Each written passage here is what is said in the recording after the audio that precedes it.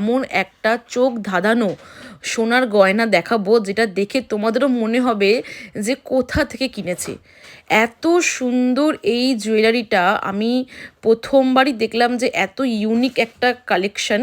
আর এটা কিন্তু দিদিকে এত ভালো লাগছে, মানে পুরো লুকসটাই পুরো চেঞ্জ করে দিচ্ছে। আর এটার সাথে মানানসই একেবারে ম্যাচিং করা একটা ইয়াররিংস দিদি কিন্তু পরেছিল। তো চলো শুনে নেব দিদির মুখ থেকে যে দিদির কেমন লাগলো। তো দিব্যাদি, এটা তোমার পুরো ফাইনাল লুক, তো তুমি একটু বলো যে তোমার কেমন লাগলো সেজে। তোমরা দেখতে পাচ্ছ মেকআপ স্টার্টিং এর আগে এবং মেকআপ হয়ে যাওয়ার পরে আমি পুরো কমপ্লিটলি রেডি। তো আমার ভীষণ ভালো লেগেছে। রিশা এত সুন্দরভাবে যত্ন করে সাজিয়েছে পুরো হেয়ার, মেকআপ আর শাড়ি ড্রাপিং, জাস্ট কিছু বলার নেই, ফাটাফাটি।